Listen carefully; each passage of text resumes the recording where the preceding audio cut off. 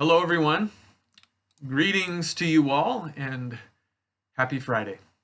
I hope and pray that all of you have had a great week of schooling at home, working at home, being isolated. I know it's tough, but I hope and pray that all of you are doing well. It is May 18th, or May 8th today, and we are up to Psalm 19, which is exciting because Psalm 19 is yet another well-known psalm to us. We've spent a lot of time in some unfamiliar psalms this past week, and now we reach the familiar words of Psalm 19. I invite you to hear the word of the Lord from Psalm 19. The heavens declare the glory of God. The skies proclaim the work of his hands. Day after day they pour forth speech. Night after night they display knowledge. There is no speech or language where their voice is not heard. Their voice goes out into all the earth, their words to the ends of the world. In the heavens he has pitched a tent for the sun, which is like a bridegroom coming forth from his pavilion, like a champion rejoicing to run his course. It rises at one end of the heavens and makes its circuit to the other. Nothing is hidden from its heat. The law of the Lord is perfect, reviving the soul. The statutes of the Lord are trustworthy, making wise the simple. The precepts of the Lord are right, giving joy to the heart. The commands of the Lord are radiant, giving light to the eyes. The fear of the Lord is pure, enduring forever. The ordinances of the Lord are sure and altogether righteous. They are more precious than gold, than much pure gold. They are sweeter than honey from the comb. By them is your servant warned. In keeping them there is great reward. Who can discern his errors? Forgive my hidden faults. Keep your servant also from willful sins. May they not rule over me. Then will I be blameless, innocent of great transgression. May the words of my mouth and the meditation of my heart be pleasing in your sight, O Lord, my rock and my redeemer. This is the word of the Lord. Thanks be to God. One of the beautiful and interesting things about the Psalms is how different they are from one another.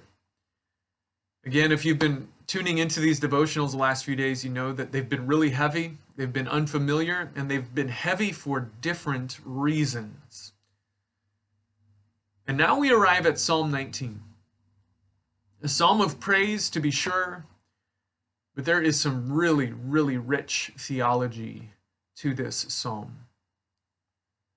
Obviously, a big chunk of this psalm wants us to see the ways that God reveals himself in creation, which is a great thing for us to be reminded of things right now because things are warming up. Though it's cold again today, hopefully we're spending some more time outside nonetheless. And Psalm 19 reminds us in springtime that the beauty that we see tells us something about our Creator. It literally speaks to us. It points us to the glory of God. And Psalm 19 asks us, are we listening? Are we paying attention?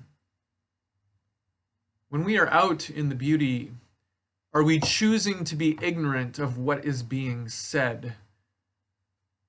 Or are we letting the beauty in the skies speak to us about our Creator? Obviously, this is one of the reasons why this psalm is so popular. But what I really love about this psalm is what it teaches us about how God speaks to us and how God reveals himself to us. To me, the really neat thing about this psalm is that it speaks to us about two means of revelation, two ways that God speaks to us. As human beings, we so often say to ourselves and to each other, I just wish that God would speak to me. And Psalm 19 reminds us that God is constantly speaking to us in different ways. Now, these ways that God speaks to us might not be the way that we want him to speak to us. Maybe we want to hear the audible voice of God. But Psalm 19 reminds us that he is speaking. And he speaks to us in two ways. In the first half of the psalm, we hear about nature and the created orders declaring the glory of God, skies pouring forth speech to us. The second half of the psalm speaks about a different kind of revelation. It mentions God's law, his ordinances, his precepts, his commands, his decrees, which of course all of this is language for his word. And in our tradition, in the Reformed tradition, we refer to these two kinds of revelation as general revelation and special revelation. General revelation we see in verses 1 through 6, and special revelation, God revealing himself in a direct and special way to people, is in verses 7 through 14.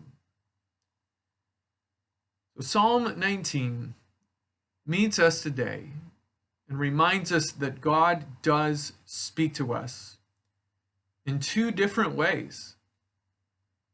And this psalm asks us, are we paying attention? Are we listening? Are we paying attention to the different ways that God reveals himself to us? In your prayers today, I invite you to ask God to help you to listen. Ask God to open up your ears and your eyes to the ways that he speaks to you, and to help you hear him through creation and through his word. People of God, may the Lord be with you.